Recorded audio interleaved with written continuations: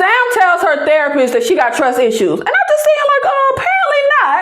Because you living with a stranger, girl. Y'all don't know that bitch. Y'all, that irked my nerves so bad. Trust issues? Y'all some trusting ass bitches if you ask me.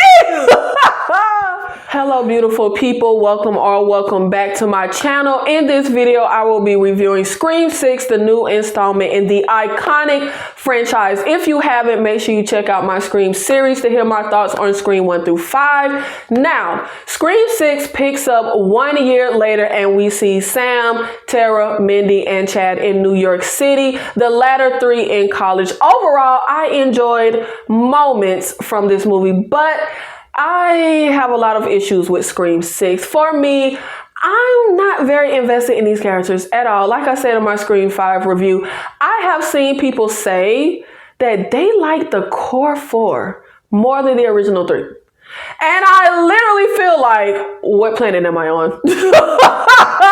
I did not care for these characters the first time around. I'm not here for them leading the charge, for the franchise now. And there is only one character that changed my opinion from Scream 5 to Scream 6, and that is Mindy. Nothing from Chad or Mindy stood out for me in Scream 5. Like I said in that video, I only really rooted for them because of their proximity to Randy, whom I love so much. But with Scream 6, I actually really enjoyed Mindy way more than I did last time, and way more than any of the other characters, the old or new characters that we're introduced to. For me, Mindy was the most enjoyable character this time around. I loved a lot of her lines and a lot of her moments. Absolutely love the F this franchise. I love that moment. I love that line. Y'all, why did I enjoy her so much more this time around than I did in Scream 5? And it's not that I didn't enjoy her in Scream 5. It was just meh. She was fine. And I mean, they did give her a lot more to work with this time around. So, that aided to her getting on my list. So what I actually like. Now, the movie opens with the girl from Ready or Not sitting at a bar in a restaurant. She's waiting for her date, online date she makes on an app. I really didn't enjoy this first half of the opening sequence. And I felt like it was kind of a letdown. Like, it first opens at this restaurant and I'm just like, oh man, is this it? Mainly because of the dumb choices the young lady makes. She is waiting, like I said, for this online date to show up. Not anyone she knows in real life. Her date picked this restaurant, right? But cannot find the restaurant that he picked, but whatever. And over the phone, he is able to, lure her out of the restaurant, which, you know what? That's fine. That's not particularly dumb. You're stepping outside because someone is trying to find a place where you at. But maybe it's because I don't have patience, baby. I wouldn't have did it. But you step outside, you're trying to help the person find a restaurant because, it's like, hey, you see me, this is the place. But then the guy is on the phone, right? And he's talking about he's in this alley and he sees someone staring at him. And it's like he's being attacked. Y'all, why does this woman in high heels leave the crowded street to run through the alley to what? Help? In your high heels, girl, what are you gonna do? Like, what are you going to do exactly? This made absolutely no sense to me in the slightest. If I am on the phone with you and you are down the alley being attacked, you a man. So if you can't, help yourself, what the hell I'm gonna do? I'm not Zena. Like, I'm not a trained MMA fighter. Like, really, what was this girl gonna do? If it's me, I'ma flag somebody down or flag folks down on the crowded street, especially being that she does not even know this person in real life. Now, if it's your friend, sibling, parent, significant other, I can absolutely see just running to the rescue instinctively and not thinking, but baby, shouldn't you know this man? So yeah, just overall, I just really wasn't into this first opening part of the first part of this opening sequence. It was giving trap. Now, once she is murdered, from that point, to the end of the opening sequence, I love, absolutely love. Ghostface kills her with the terrible line, "Now I see something red." That was so bad. I hated that line. But anyway, so after the kill, we see Ghostface. He takes off his mask. He heads home. And I'm like, oh, shoot. Like, this is when it starts at the restaurant, that opening sequence, I'm just like, oh, this is what we're doing. But then when we get here, I'm just like, oh, shoot, are we going to be like knowing the identity of one of the ghost faces throughout the movie? Like, I was kind of hyped because I'm like, oh, shoot, we doing something different this time around. We even see him walk past Tara and like have a little friendly interaction with her. And it's like, oh, shoot, she know Ghostface. Like, it was like, I was kind of hyped, like, oh, shoot, okay, this is what we doing. Now, my preconceived notion was that we would have like a group of Ghostface killers who are like obsessed with the stab movies or something like that. I didn't really know what the motive would be, but I thought we was going to have like a group of Ghostface running through the city, child. And I thought it was really cool to like show us Ghostface right off the top. But then, once at home, Ghostface gets a call from Ghostface. And they go through this back and forth regarding like this Ghostface's roommate or boyfriend. I wasn't clear on that. And we get this amazing scene of shot of his roommate or boyfriend. Did I miss it, y'all? I couldn't tell if that's his roommate or boyfriend, but a great shot of the boyfriend roommate chopped up and stuffed in the dang refrigerator, child. Then Ghostface comes out and kills Ghostface. Oh, now Tara and Sam, child. I did not care for them in Scream 5. Sam has moments. This whole darkness inside of her and how they constantly play to her father being Billy Loomis. Sam has interesting moments, but overall, I am extremely uninterested in Sam and Tara. There is a scene where Sam is at therapy, and I feel like this was the most unprofessional therapist. A therapist is supposed to be able to keep their cool. You're not supposed to visibly like get shook. I don't know. This was just odd to me how abruptly he ended the session, how he visibly had a reaction like, bro, you're not very professional. And you look, aged, like you've been around the block and you done been doing this. You really this spooked? Like, now, while Sam as a character is interesting and has moments, Tara for me is particularly very boring, and at the top of the movie she's a bit annoying for me. I really didn't care for the whole argument and meltdown with her and Sam, the let me go with this dumb guy, that's my whatever the hell she said, child. That first party scene did nothing for me except make me not like Tara very much. Chad for me is just there. He's fine. Again, nothing about him or his character really draws me in or blows me away. He's pretty much just here to be muscle, which is fine. The other characters that we have are the roommates, who freaking screamed Ghostface from the beginning. Chad's dorm roommate Ethan was as dull as an old pair of scissors throughout the movie. When I say he brought absolutely nothing, it's like in any other Scream, I just don't like. We don't get much from Roman in Scream 3 before he's revealed, but it's like, dang, he wasn't like, where I'm just like, oh God, this character just so dull and so boring. Ethan brought absolutely nothing. Now, I initially thought he was the killer, right? But I felt like it was just way too obvious. And I was like, yeah, they're not going to make it this obvious. It's not going to be both new people, both new roommates. Initially, I felt like, this time around, I thought Ghostface won't be anyone in the friend group. I feel like we've done this 5 times before already. The marketing for this was about how you've never seen a Ghostface like this before, etc. I just kept going against my instinct and being like, yeah, they're going to do something different this time around. It's not going to be this obvious. It's not going to be this predictable, but no. They didn't. Ethan was Ghostface. It was that obvious. It was that predictable. We also have Tara and Sam's roommate, Quinn. She also screamed killer. She screamed Ghostface. Now, I didn't sway on her until they tricked me. But let me tell y'all, a huge gripe I have with this movie. my boyfriend, and your best friend, who you knew since childhood, tried to kill us. Why the hell are we living with a complete stranger? You are a stranger. I don't care about no anonymous ad. I don't care about researching the girl. I don't care about her dad being a cop. I was looking at the new faces like, why are they even here? Like, why would y'all have these new niggas around y'all? No new friends, bro. Like, it just did not make any sense to me. Sam tells her therapist that she got trust issues. And I'm just saying, like, apparently not. Because you living with a stranger, girl. Y'all don't know that bitch.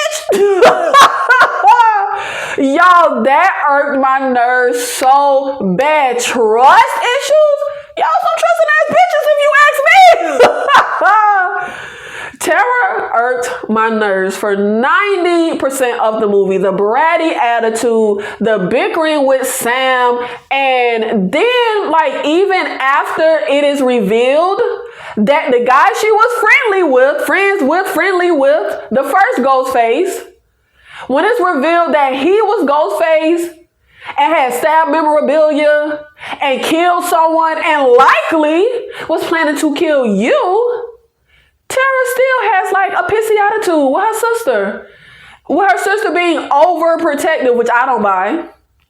The movie is like trying to portray her as like overprotective, overbearing, but it's not overprotective to me. Niggas have tried to kill us. And recently, your classmate dressed as Ghostface and killed someone and could have killed us, and we would have no clue he was Ghostface. But as a character, again, y'all, is it me? Because I don't care for Tara. I just really don't. Quinn was a dud throughout the movie. And even though she was giving I'm Ghostface, I'm killer, I halfway felt like Mindy in Scream 5. Like, girl, you too boring to be Ghostface. Like, she was just, none of these characters it's like they were just here to be here. We also get the new character whose name I cannot recall, Mindy's girlfriend. And Mindy's girlfriend, even though, baby, I can't recall your name, she gave me a lot more than Ethan and Quinn. And FYI, right now, I'm only speaking of Ethan and Quinn like before the Ghostface reveal, because I'll get into that, child. But just as characters along in the movie, you know, they were pretty lackluster. I enjoyed the chemistry and the dynamic of Mindy and her girlfriend. I loved when they are attacked in the apartment, which I'll get more into in, a moment. But I'm just talking about Mindy's girlfriend character. But I loved her girlfriend pretty much sacrificing herself, putting herself in peril to help Mindy. I always say, how do you know somebody love you if they're not putting them up your life on the line? Like, if we're not in The Walking Dead or we're not in the Scream universe, how I even know you really love me and care about me, bro? I thoroughly enjoyed the girlfriend with the ladder scene. One of the standout tension-filled sequences when Ghostface stabs his knife into the windowsill and he's trying to like shake the girlfriend off the ladder, child, when she falls. And not only falls to the ground, but slams her dang face into this, what was it, a dumpster? The visual of that, Lord child. That was a top tier kill scene when it comes to the Scream universe. Just that visual of her face just brought out the giddy little gore obsessed 10-year-old that I used to be. I can't think of your name, but baby, you are the MVP. She was the most enjoyable of the new characters. We also get Sam's boyfriend, who is fine but pointless character for me personally, but he's fine. The whole we're in a secret relationship but we're kissing and talking in the public hallway of the apartment building, that didn't make any sense. And then the whole we're in a secret relationship and nobody knows about you, but 5 seconds later you run into my apartment with me in front of everybody, but we secret. But you just ran in here with me. But whatever. I did enjoy the fact that Sam's boyfriend didn't pull the typical getting upset that the person who has been betrayed and stalked and, had killers she knows try to kill her doesn't. Trust me. Like, we didn't get that whole thing. He actually tells her, when she's like, I don't know who to trust or something like that, he actually tells her, don't trust anyone, don't trust your friends, don't even trust me. And I appreciated that. Now get the fuck out of here, bro. And once she officially doesn't want him around, he's not pushy about it, but I thought it was crazy. Like, was she the one who was like, you're not from Woodsboro? Or was that Mindy? But baby, all the killers have been from Woodsboro for the most part. So I feel like we can't trust niggas from Woodsboro. They be the killer. But I really feel like anybody with any sense would not be around this group once Ghostface pops up. It does not make any sense this far in the game. Because remember, in the Scream universe, this is real. We got this true life story. We got the stab movies. Anytime this nigga pops up, we get turned into shish kebabs. I would not be around. So it was like also kind of red flaggy for me. Quinn and Ethan sticking around when Ghostface pops up. Like, no, I would get the fuck up out of Dodge City. I don't want to know y'all. I'm going to do like Gail Cameraman did in Scream 2. And I'm going to chuck the deuce. Along with our new characters, we have Dermot Mulroney, the actor who I always want to call Dylan McDermott. They look nothing alike, but I always mix up their names. But anyway, he plays Detective Bailey, Quinn's dad. Baby, he was giving killer. He was giving killer. I did not falter on believing he was Ghostface. Initially, as I was watching the movie, I thought it was Detective Bailey and his daughter. The character of Detective Bailey, I guess objectively is fine, but child, I hated this character. I don't know what the direction was for Dermot Mulroney, whatever he was given, but this has to be the worst acting in the Scream franchise. And I have seen this actor like 100 times before. Baby, look, I know you could act, so I don't know what it was. Was it just me? The lines he delivered felt so off. He was talking in a way that felt really unnatural. I was sitting in the theater trying to figure out, like, are they trying to do this on purpose? Like, is this supposed to mean something? Is this going to serve some kind of purpose? Like, what is this? I feel like if I was an actor in a scene with him, child, in this movie, his performance would have been throwing me off. Like, I can't act to do my job because I don't know what you're doing. Somebody please explain to me what they were going for with Detective Bailey, because this was so odd. No, this wasn't working. You are no Detective Kincaid. Like, no, get out of here. Now, everyone gets together at Sam and Tara's apartment for dinner or whatever, minus Ethan, who says he was like at some class or something, studying, tutor. I don't know, child. He was doing college things. From his window, Sam's boyfriend sees Ghostface in Quinn's room, right? And he tries to like yell, call, get Sam's attention because Ghostface is here. Now, for me, this was something else that, among many things, that bugged me. But, hold on, we'll get there. Ghostface is in the apartment, in Quinn's room. Now, Quinn is on his phone call, and like, I guess I presume, given that the killers are, Bailey, Quinn, and Ethan, they know the boyfriend is across the way and can see over here because, him and Sam be making eyes at each other or whatever, right, through the windows. So I feel like this must have been some kind of show for him, because otherwise, like, her on the phone call, I don't know. It just don't make sense. Quinn is on the phone telling her dad, I I can't remember exactly, but pretty much talking about the situation as if they're not Ghostface. But it doesn't make sense. But I guess I'm going to say they're putting on the show and they're attacking everything. But if he across the way, he can't hit her on the phone. I don't know, y'all. I'm trying to make it make sense. But the killer, goes to attack everyone out in the main part of the apartment after he kills Quinn. Mindy gets stabbed. She gets stabbed. And Chad and Tara run out of the apartment right now. Sam goes to the kitchen to get a knife, and all the knives are gone. Now, just remember this. Let's put a little pin in the knives are gone. So we go into the room, we barricade the door, we climb the ladder, and Mindy's girlfriend guts and blood should have been pouring out of her as she is in the position trying to crawl, because like her freaking midsection was like sliced open. I would think if I'm down crawling, everything will just spill out, but whatever. They get to the boyfriend apartment, right? And Mindy and Sam get to boyfriend's apartment. Mindy's girlfriend dies, of course. Like I talked about at the top of the video, she falls. Cops and everybody get her right. Now, for me personally, a huge gripe for me is the whole Quinn wasn't really murdered. I thought the killers were Detective Bailey and Quinn, but once Quinn dies, I still think it's Bailey, or still thought it was Bailey, but I'm like, okay, he must have had a reason to want to kill his daughter. And for some reason, as I was watching the movie, even though I wasn't really into certain parts, I did not hear that his son was dead. I feel like if I would have heard that line, I could have put two and two together as far as the motive, but I didn't hear that line. But I was thinking there must be a reason he want his daughter dead. I mean, Jill did kill her own mom, so it's not far-fetched.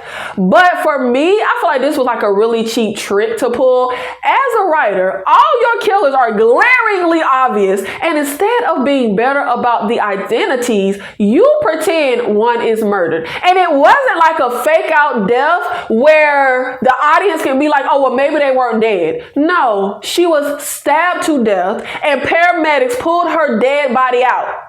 Now, in order for this to get pulled off, this is another reason I don't like this, because it's supposed to, like, we have a whodunit, stuff supposed to add up and make sense. You're supposed to be able to go back and say, oh, okay, this. No, in order for this to get pulled off, Bailey says he put like a different body in, right? And he's the next of kin. He identifies the body. But this means that he would have had to carry an entire body into an apartment building without being seen and get into Sam Dim's apartment, and Quinn would have had to dip out the apartment through the whole building without being seen. And this was broad daylight. It was a lot of folks in the apartment. Like, apartment is an apartment building. And we would have to have the time where Sam and her boyfriend don't see from their apartment what we in this apartment doing. Remember, they can see through the damn windows. The whole thing just don't make logical sense that you could have pulled this off. Nothing about this gives any indication that Quinn isn't actually dead. Like, you know how stuff happen in the movie and somebody die, but you don't see them die? But it isn't possible to be able to pull this off. There isn't a fire escape or back door to the apartment. How the hell were they able to finesse this without nobody seeing them? I lived in apartments. You know how many times I go and I just randomly see niggas in an apartment? Also, I'm going to assume Sam's boyfriend called 911 when he saw Ghostface. Child, what is New York's response time? Because it sure felt like cops was taking a long time to pull the up. Now, once his daughter is dead, and we just move on and gallivant about with Gail, child, I was sitting in the theater like, well, he sure ain't very distraught, given that his daughter just died. But that's why I was like, well, he must have had a reason to kill him. Like, your daughter was just murdered. But other clues to him, being Ghostface for me was the fact that any parent would not have their daughter living with the targets of Ghostface. Kind of like I was talking about earlier about why would you want to be around the group? The second Ghostface pops back up, my child would have got the fuck up out of Dodge City. Period. These are real life murders. You a cop. You should know the case. Anytime folks are around the people that Ghostface targets, they get killed. But there was also the scene of Bailey at the other Ghostface crime scene, and we see Sam's license, right, on the ground. Who could figure out, first of all, what the first two Ghostface kids had planned and all that stuff? A detective. Who could have had access to Sam's license? Quinn. Who would have access to put said license at a crime scene? A detective. Now, remember we put a pin in the whole no knives in the kitchen, right? So, my other gripe is the proverbial let's all get together and talk about horror rules, requel, sequel, threequel, and point to why everyone is a suspect. But we never actually do anything. And it irks my motherfucking nerves. What the hell is the point of saying you could mess with the dorm roommate lottery and you could be Ghostface if we don't do anything but say that? Baby, you think I wouldn't hold Ethan motherfucking hostage and torture him until he confessed and give up the other Ghostface? Because there's always another Ghostface. Like, are you kidding me? Like, they literally just said, oh, you could be a suspect and you could have did this, but then we just say that and that's just it. It's always another Ghostface, minus Roman, of course. But no, we just traipse around with the suspected Ghostface. It makes no sense. You are only giving him access to you. Also, if we are trying to think, who could be Ghostface? Baby, who would have access to take all the knives out your apartment? It bugged me so bad that they didn't make that like the big deal that it was. And all the time it took Sam to think, to throw the little knife block, that irked me too. Like, baby, what's taking you so long? Move, girl. We have the return of Gale. Y'all, I'm sick of Gale. I'm sorry. Or particularly, I'm sick of what they are doing with Gale. At the top of the Scream franchise, Gale was a fan favorite of mine personally, but child, I am tired of seeing Gale doing the same old thing. I'm sick of seeing Gale be the same old thing. It is beyond redundant at this point. Baby, we are 6 movies in. This is like, what, 30 years later, and Gale's still Galing. It almost feels like her character regresses instead of evolving.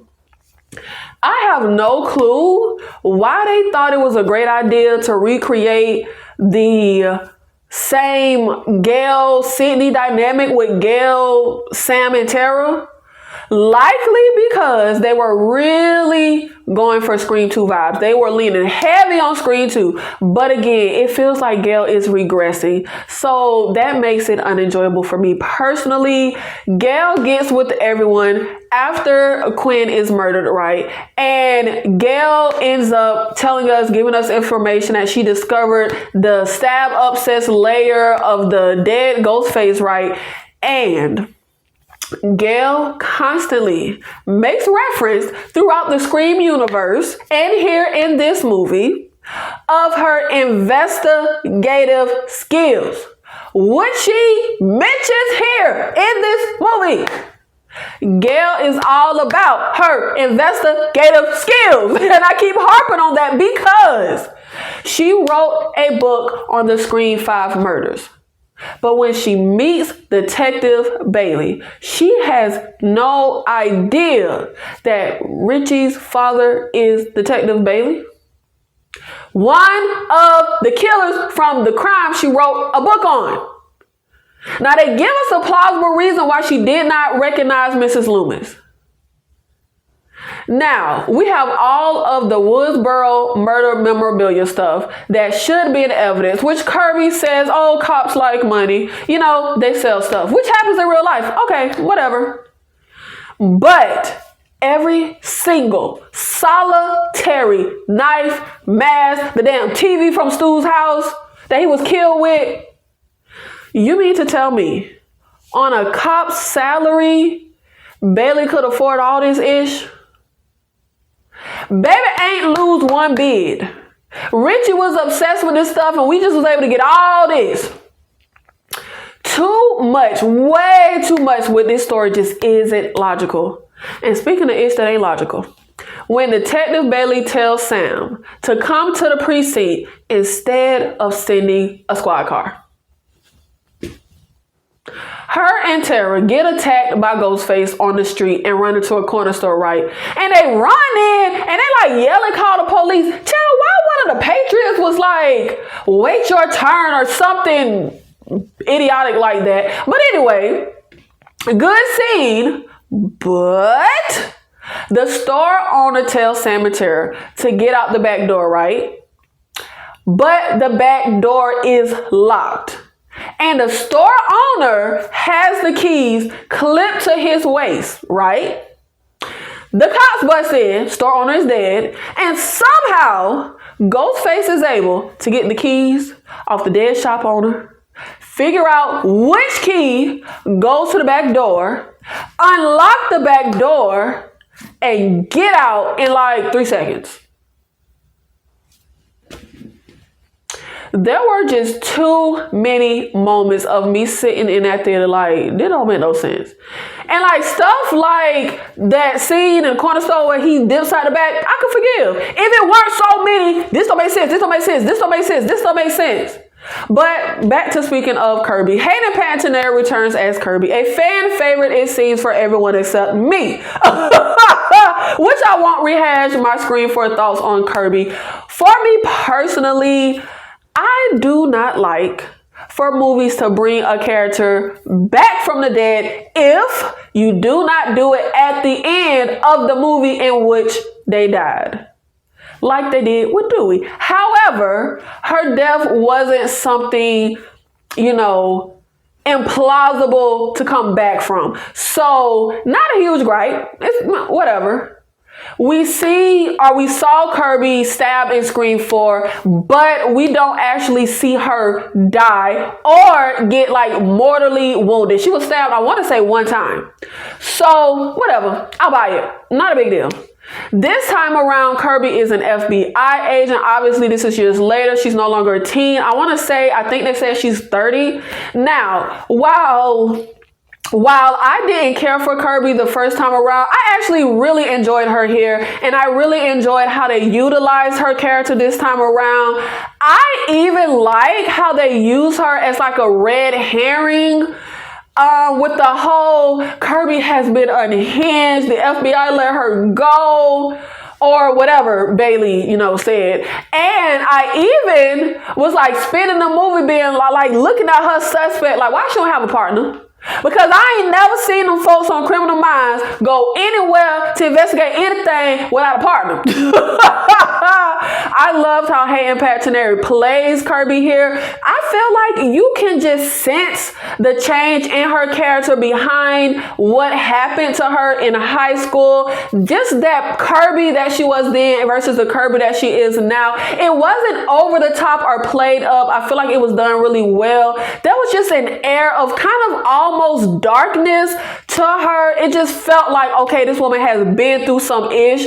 There is a scene presence that Hayden Panettiere has that some of the other folks just don't, which may add to why I don't really care for their characters. Even though I wasn't like blown away by her character in Scream 4 like a lot of other people, there was still just a charisma and a presence that she has as an actress. I was confused why we didn't process the scene though when we find this stab obsessed layer. This layer, I would think it's like a crime scene. Shouldn't we get forensics up in them?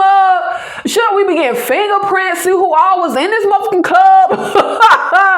Now, Bailey's brilliant plan, his bright idea for how to turn the tables on Ghostface is let's go to the park and have Ghostface call Sam and we're going to trace the phone call. Okay. And Kirby tells us she could trace the call in like 5 seconds, child, something like that. This leads to the call being traced to Gail's high rise. Gail's boyfriend, he black, and he here just to die. Ghostface calls Gail and she tells her boyfriend to call 911. Now, why he has to walk away and leave the room in order to call 911, I don't have no clue. Now, the Gail attack scene was a really enjoyable scene. However, 100 years in this game, dealing with Ghostface, Gail should have been smarter. Period. Don't treat Gail like this is her first rodeo. For one, Ghostface always calls when he is already where you are. He calls to toy with you before he pops out and murders you. Gail should have known full well that if Ghostface was calling her, it meant Ghostface was there. Then they fight and Gail is able to run into her closet and lock the door right. And I was in the theater thinking, babe, I know Gail Weathers got a motherfucking gun. And yes, she did. I was like, I was finna say, like, I was in that theater like, babe, I know you got a gun. If I had been through what Gail has though, I would have had weapons and guns stashed all around my home. I don't have small kids. I don't need that mug locked up. I would just had the mugs loaded, ready, and waiting. But hey, that's just me. If I would have been in this situation, baby, I would have weapons stashed all over the place. So wherever he pop up at, I can grab something. But anyway, you are in a locked closet with a loaded gun and a phone. You are literally safe. Like literally. I would call 911 because who knows if the boyfriend was able to call before he was murdered. I'm calling 911. I'm staying locked in here and I'm staying on the line with the 911 operator until the cops literally bust the damn door down.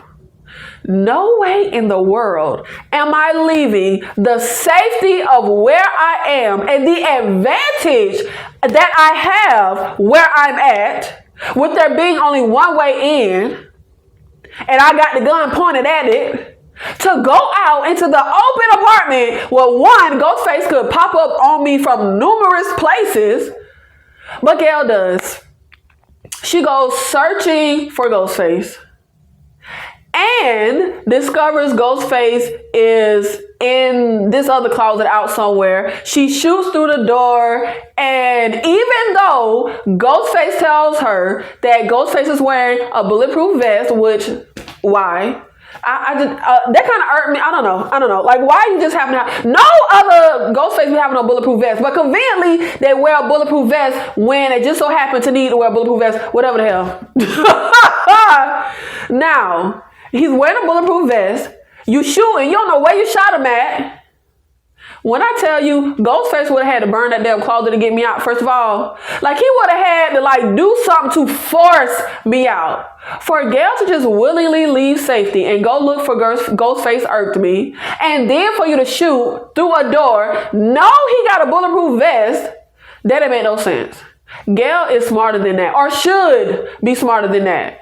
So her and Ghostface fight, right? And just as Gail goes to reach for the weapon next to Ghostface, it is extremely obvious that Ghostface is going to pick up this broken piece of glass and stab Gail.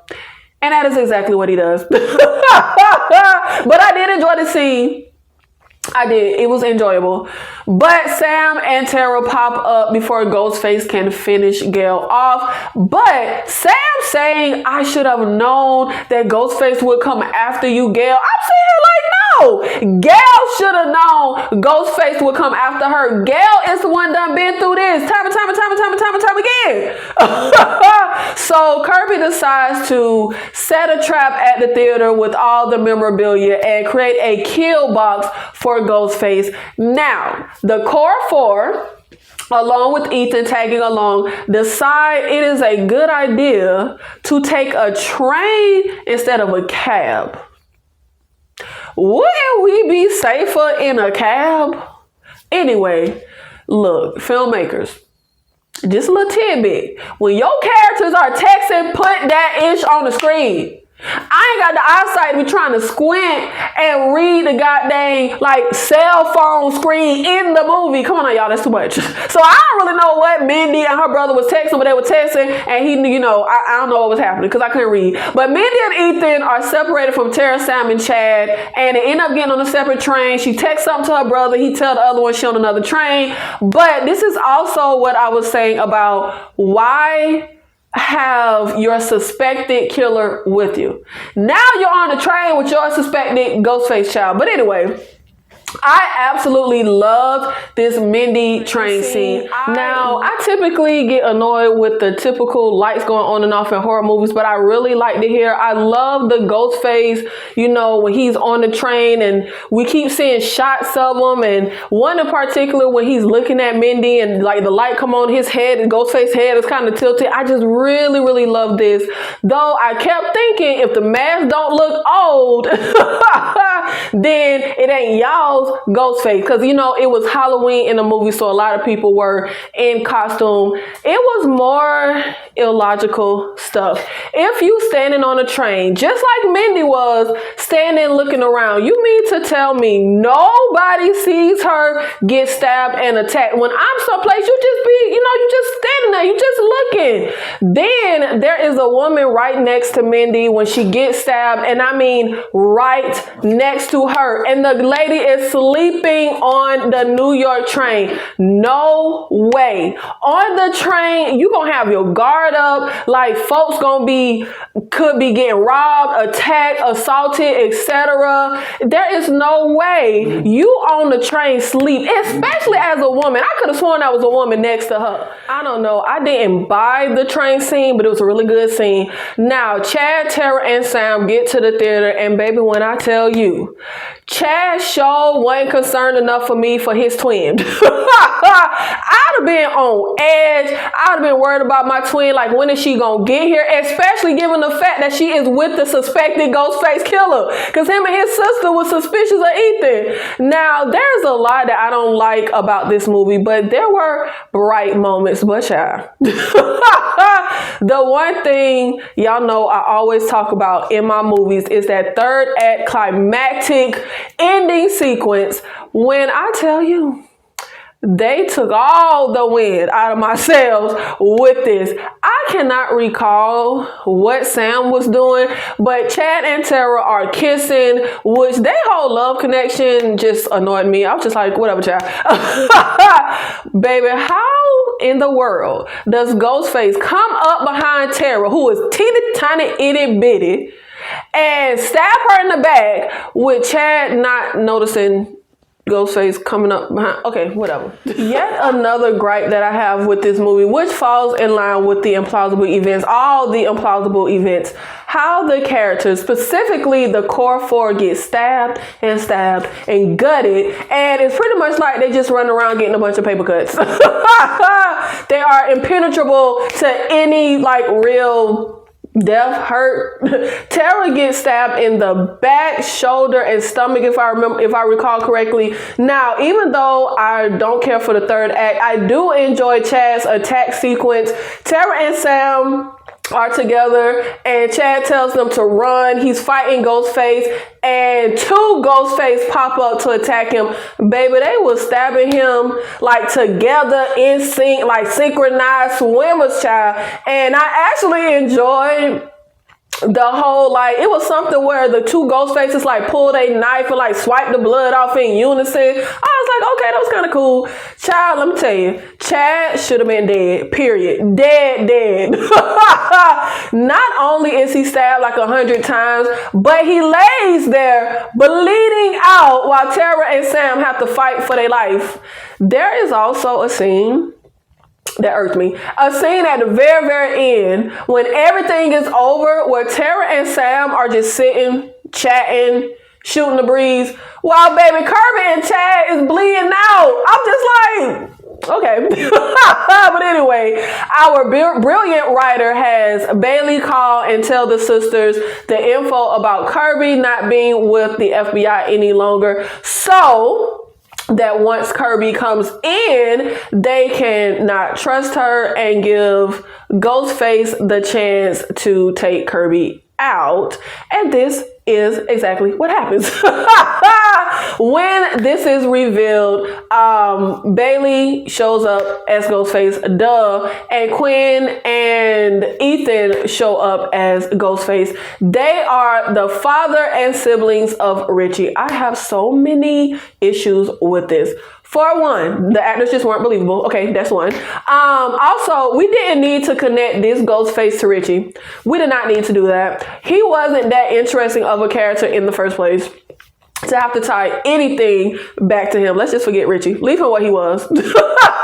Scream 6 plays way too heavily on the whole Scream 2 stuff, which I really did not enjoy in this movie. I mean, we even spent the third act in a theater, just like Scream 2. I also feel like the way the movie starts with the Ghostface reveal, I would have enjoyed a group of like 4, 6 stab obsessed fans running around the city as Ghostface much better than Richie's dull family and his overacting ass siblings. Quinn and Ethan playing crazy after their reveal. No, baby, no. I literally felt like I was watching like one of those chiller movies. Do y'all remember those? Is that even still a thing?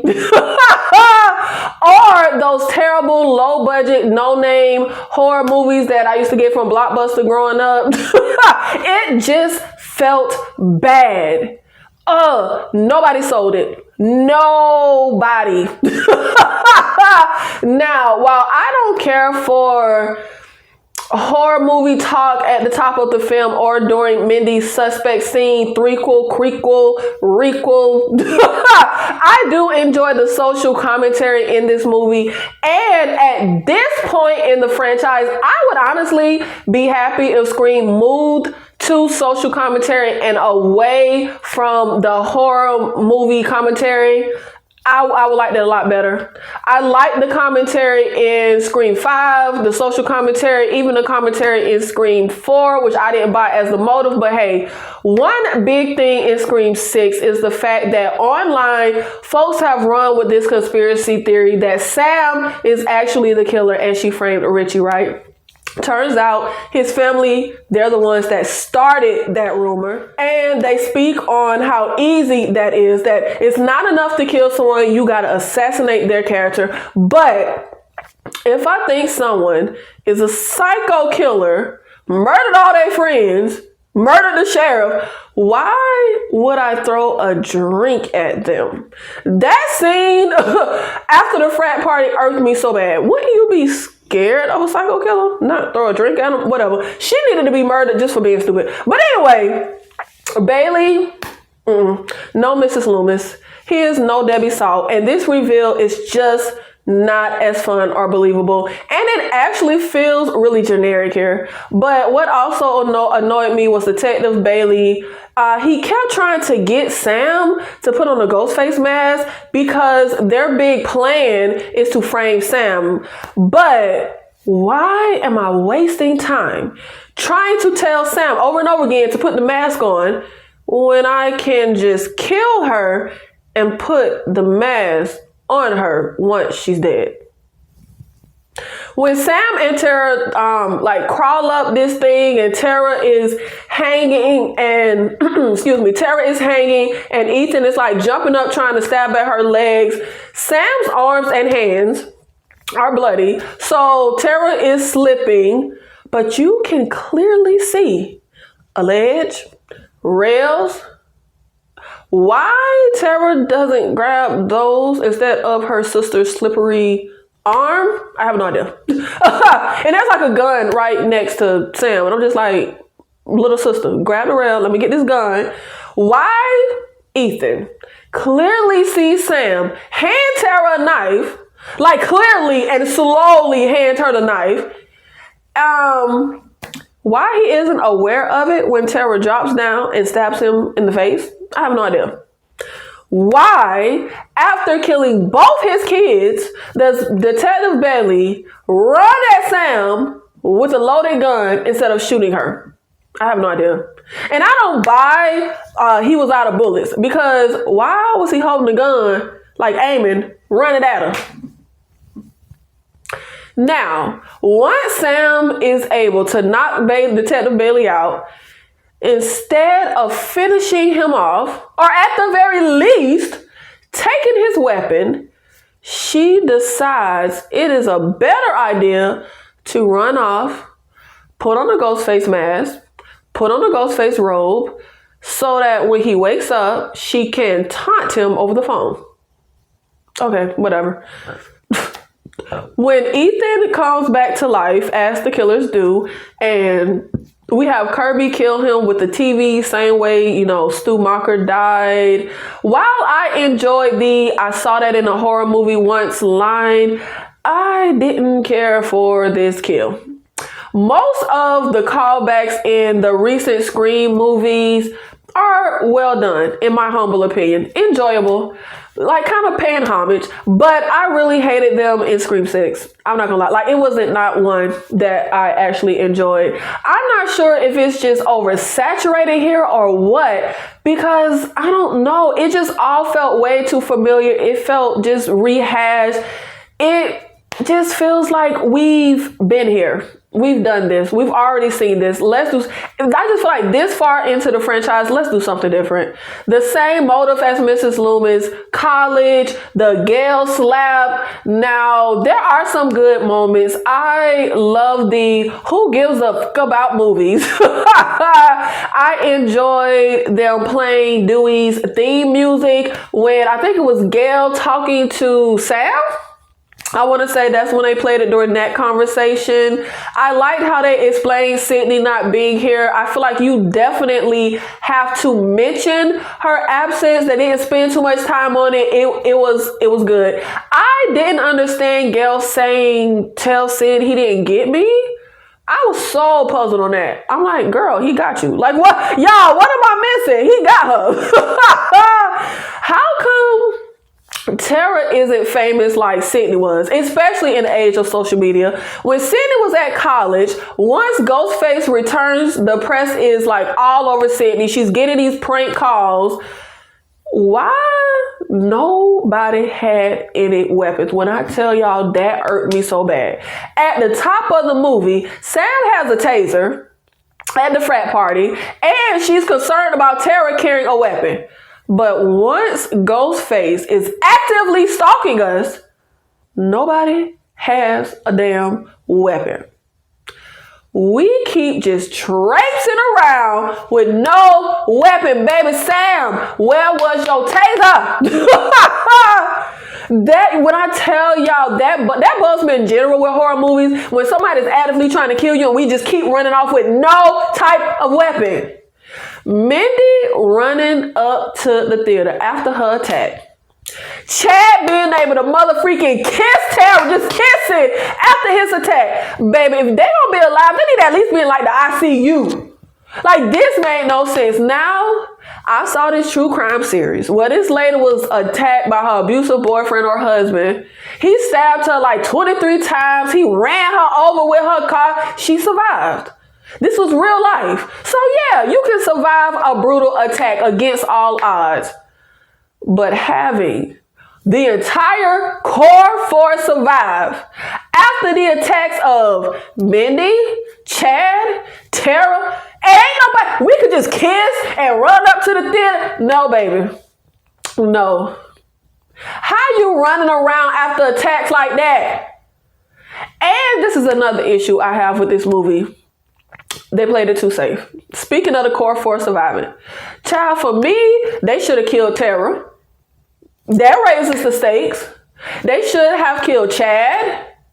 Fine, let Mindy live. But for everybody to live, I could buy Mindy lives. I don't buy she ran into the theater and she in surgery, knocked out on Novocaine, whatever the hell they give, morphine in the ICU. I don't buy that, but I could buy she survived. None of the characters outside of Mindy, Sam, and Kirby were intriguing in any way for me personally.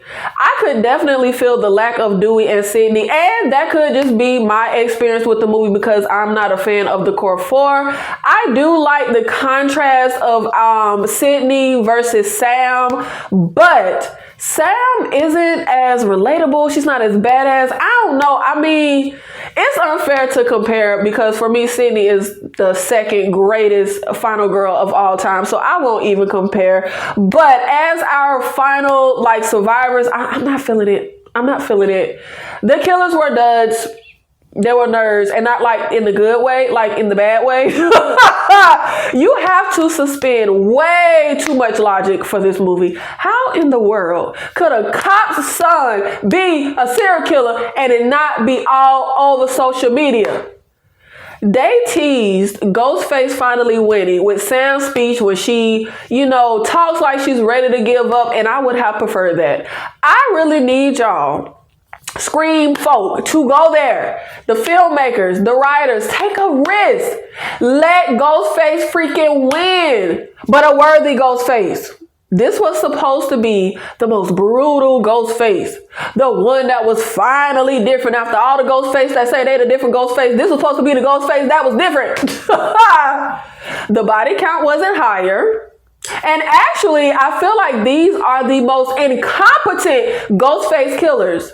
Not bigger, not badder, or scarier in the slightest, because it's always two, right? Roman did this ish by himself. It was 3 of y'all, and this was the best y'all 3 heads could come up with.